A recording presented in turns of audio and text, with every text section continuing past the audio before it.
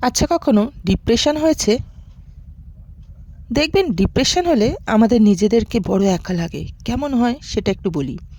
কাউকে একটা কল করে কথা বলতে ইচ্ছে করলো, কিন্তু হঠাৎ করে আপনার মনে হলো, আরে আমার তো নিজের কথা বলার মতো একটাও মানুষ নেই যে শুনবে।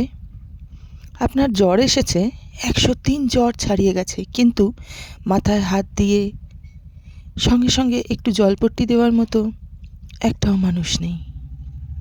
ধরুন কেউ আপনাকে নির্মমভাবে ঠকিয়ে গেছে, আপনার মন ভেঙে দিয়েছে, খুব ভালোবেসেছিলেন, তবু হাউমাউ করে কান্না করে কাউকে বলতে ইচ্ছে করলেও একটাও আপন মানুষ নেই, একটা আপন বন্ধু নেই যাকে বলবেন। কি বীভৎস ভয়ঙ্কর একটা ব্যাপার না ডিপ্রেশন?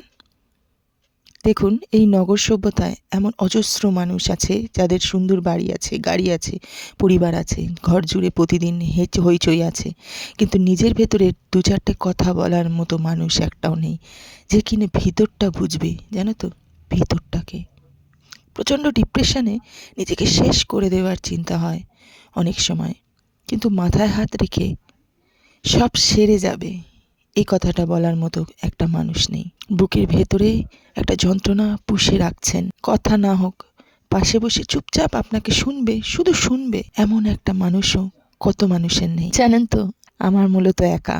বাইরের চাকচিক্যটা দেখে আমরা ভেতরের মানুষটাকে কখনো জাজ করতে পারি না।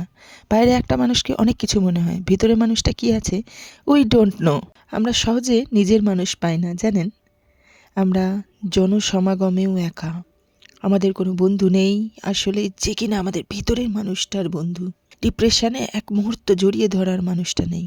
আমরা দুঃখ পুষে রাখি, দীর্ঘশ্বাসে উড়ানোর চেষ্টা করি, এরপর নিজেকে একবার অসহায় অনাথের মতো সময়ের কাছে নুইয়ে দিই, আত্মসমর্পণ করি।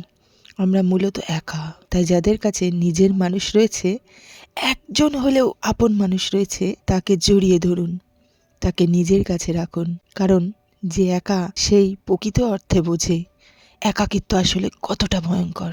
ধন্যবাদ।